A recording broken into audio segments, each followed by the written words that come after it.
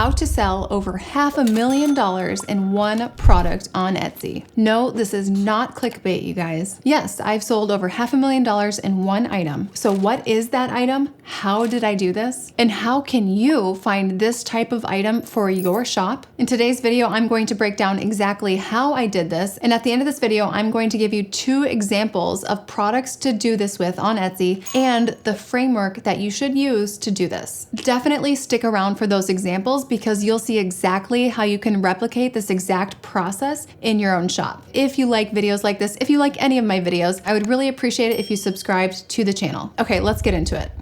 For those of you who are new here, my name is Dylan Jarris, and I am an Etsy shop owner of about 7 years now. I've sold almost $1.5 million in revenue on this platform, over $1 million in profit. I also sell on Amazon and Shopify, and my entire background is corporate e-commerce. So I've worked for places like Zappos and Zulily, doing buying and product development. So in this video, I'm going to show you the exact framework that I use to sell over $500,000 in one item on Etsy, and I'm going to break it down so that you can do this for yourself. So number one of the biggest mistakes that I see new Etsy shops making is spreading themselves way too thin, and as they say, being a foot deep and a mile wide. They're trying to be all things to all people, and they're really resonating with no one. This can be one of the most exhausting ways to try to grow on Etsy, because every time you launch a new product or create a new type of listing, it takes a lot of time and energy to create it and to build that traction with that type of customer or that type of item. So each new category that you get into,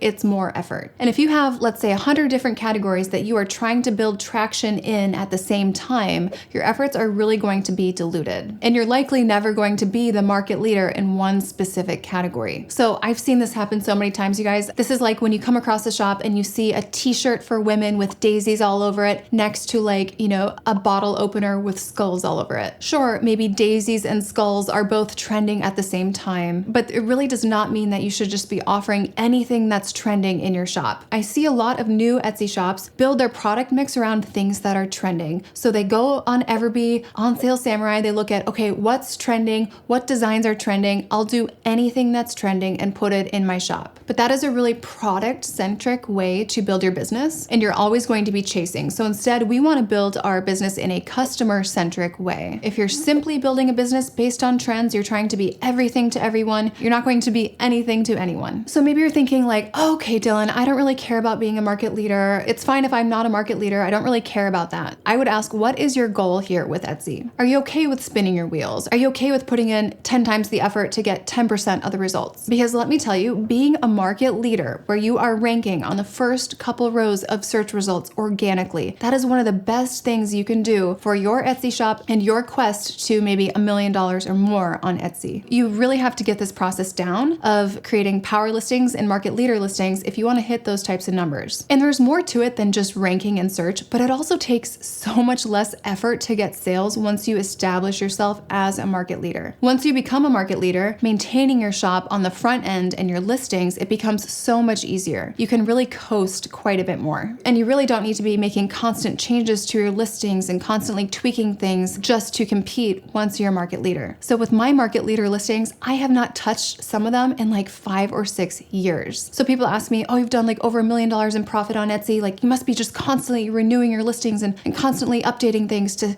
keep up with the changes on Etsy. Once you're a market leader, you really don't have to do that anymore. So that's one of the huge benefits to working to get to this point. So in your very first year on Etsy, I would focus number 1 on those market leader opportunities, finding those holes in the market where there's room for you to come in and become a market leader. That's one of the biggest things that can propel you into the 6 figures and the multi-6 figures within your first year. So if you are wondering, well, how do I find these holes in the market? How do I know what a market leader opportunity looks like? Well, I have this really awesome 10-step opportunity checklist. So it's literally these 10 questions that I run every idea through before I take the time or energy to execute on it and put it on Etsy as a listing. So run your ideas through this checklist to know, 1, if this is worth your time, and 2, if it has market leader potential. The next reason this market leader strategy works so well is because because once you own the market, you really own your pricing. When you are the go-to shop in a category, you can really charge a premium for your product mix. You've built up your credibility in that niche or with that customers, and the customers have spoken. They want you. The strength and consistency of your product, your brand, your customer experience, you can start to raise your prices and pull that price lever and realize that your customers are really not that price sensitive. So think of it like Apple, right? Apple computers, the iPhone, they can raise their prices $100 and they don't really see a difference in their demand. They own the market, and those Apple customers, they're not as price sensitive because Apple is what they want. They want the Apple product, the Apple brand, the Apple customer experience. You can have huge margins when you own the market, and that is why my gross margin is over 75%. So now you might be thinking, okay, this is great and all, but how do I own the market? How do I do this? So there are really a few keys to this that I'm going to break down right now. So number one is customization. And that means you are offering every possible variation of this item within a single listing. All of your listing photos are simply going to be examples of the item, and they can show different variations and different options and different choices that you offer. Then you're going to make it real clear in the listing that this listing represents a custom order, that the item is made to order, and that they can select their size, their font, their color scheme, their materials, maybe add a word, a date, something like that. So you're going to have that personalization text box available for them to communicate their vision as well. And in your first $100,000, be willing to accommodate everything. Really, truly say yes to everything. I have hundreds of students in my program, Multi-Six-Figure Etsy Blueprint, and we really practice that say yes to everything strategy. That strategy is making them market leaders in certain categories that they might not otherwise have tried. Outside of customization, where the listing is going to represent a custom made-to-order item, we are going to scale our listings with this single item. So in my shop, I have 2 items that have actually sold over $500,000. Out of my 800 plus listings, I have about 150 listings of this one item and about 130 listings of this other item. So how did I do that, and why does this work? Every single time you have an order for this item, you're going to take a photo of it. Even if they wanted their item to look like the listing photo, you're still going to take a photo of it because there might be slight differences. Even if it looks almost identical, take a photo of it on a different background or from a different angle. You might think, oh, how can that be a new listing? Well, it is. So take a photo of that item in a new style, new way, maybe a lifestyle photo, maybe a close-up, maybe showing the texture, maybe with a different unique background. Each photo you take of each item you make is going to become a new listing. Eventually, you will have about 100 listings of just this one type of item, and each of those listings represents a custom order. You might be thinking, wow, this seems really redundant and confusing for the customer. Not at all, because each listing is going to be extremely targeted towards a unique customer or a unique purpose. So for example, they're all going to be the exact same item, right? They'll look slightly different. They're different examples of this item, all the different colors, options, sizes, fonts, textures, everything, all the different options that you have ever offered for this item. Your listing photos are going to show all of those options, but you will completely change the SEO on each listing. The listings themselves, you'll have basically a skeleton listing. So you can really keep the same description for all of these. And the only part of the description that you're changing is the SEO part. I find that probably over 90% of shops are missing the SEO in their description. And if you are really aggressive about doing this, you could potentially create like 100 listings from one item over a few days. And you're going to have 100 different sets of SEO. So you're going to get found by so many different search terms. So now I'm going to give you 2 real life examples of how I would do this in an Etsy shop. I'm going to cover one handmade item and then one print on demand example. Okay, so let's say you make name signs, wooden name signs. So you're going to have one listing with all of these customization options in there for them. So with the customization, you're going to let them choose the size,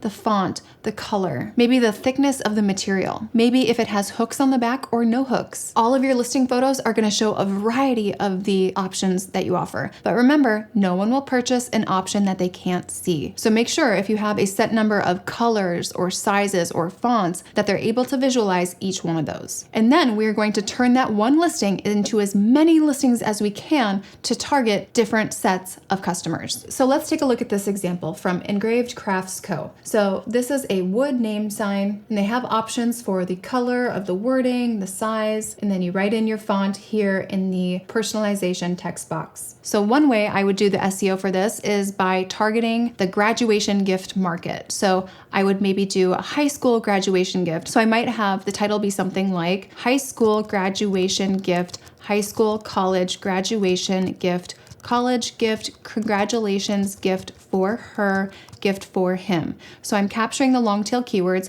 high school graduation, graduation gift, high school, college graduation gift, college, college gift, gift, congratulations, congratulations gift, gift for her, gift for him. The next way I would repackage this with new SEO is first birthday party decor for girl birthday girl decor for party first birthday decor pink party decor baby girl first birthday photo shoot cake smash decor. So here I am capturing first birthday party decor, party decor for girl, girl birthday, birthday girl decor for party, decor for party, party first birthday decor with the number 1, decor pink party decor baby, decor baby girl, girl first birthday photo shoot cake smash, and cake smash decor. So that is a mouthful of long tail keywords that we are utilizing here. And the last way that I would do this is repackaging it for weddings. So I would say wedding reception decor for wedding name sign, wedding decor for reception sign, wedding sign decor, last name sign, last name gift, wedding cake table decor. Okay, so here you're capturing wedding reception decor for wedding, wedding name sign wedding decor for reception, reception sign wedding, wedding sign decor last name sign, last name gift, wedding cake table decor. So with this, you're capturing so many long tail keywords for that wedding market. With each of the SEO, I'm going to have a relevant main listing photo, at least the main listing photo. You don't have to have all the listing photos be relevant to that, but at least the main listing photo so that it makes sense in search results. Now, let's say you make print-on-demand shirts. So the way that we would offer customization here is with things like the gender, the neckline, the sleeve length, the color, maybe a name or a date added, and maybe even a t-shirt or a sweatshirt option. And with a sweatshirt, you could do a crew neck or a hoodie option. And you could have a number of these variations in a single listing. Now, you want to be careful not to have too many variations because there can be such a thing as analysis paralysis, which will hurt your conversion. So if you are wondering if your listings have too many variations, reach out to me. But let's take a look at how we will repackage this listing with different long tail keywords to target different people. So here's a listing of a t-shirt. How would we repackage this? So the first way I would package this is for the mom. So with the SEO, I would have it say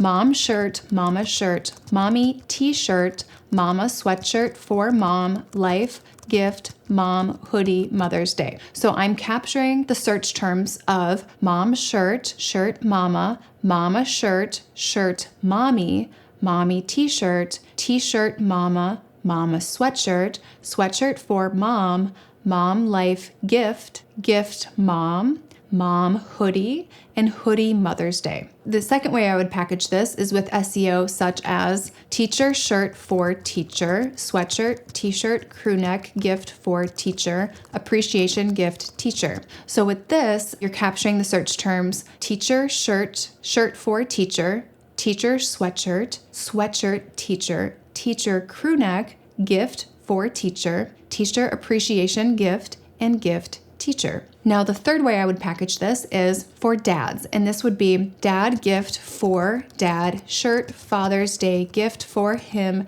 dad t-shirt, dad crew neck, papa hoodie, daddy gift for new dad. So with this, you're capturing the search terms dad gift, gift for dad, dad shirt, shirt Father's Day gift, gift for him, dad t-shirt, t-shirt dad, dad crew neck papa, papa hoodie, hoodie daddy, gift, and gift for new dad. So then you're capturing so many relevant long tail keywords for that. And with this, I would have the main listing photo again be relevant to the specific SEO that I'm using so that it's all packaged correctly. Like I'm not going to have the picture of the girl with the dad SEO. So for these examples, I just gave you 3 ways to repackage a single item for 3 different listings, but you can literally do this hundreds and hundreds of times. And that's what I've done in my shop. And that's how I've gotten to $500,000 with a single product. And I've actually done that 2 times with 2 separate products. And I continue to do this over and over again with every new category that I launch into and that I become a market leader in. So if you need help doing this with your shop, definitely reach out. I do offer one-on-one coaching along with my program, Multi-6-Figure Etsy Blueprint, where I am helping a few hundred students just like you, other Etsy sellers who are really motivated and driven to get to that multi-6-figure level. If you're interested in my help, reach out. You can email me team@dylanjarris.com or find me on Instagram @dylanjarris. All right, I'll see you in the next video.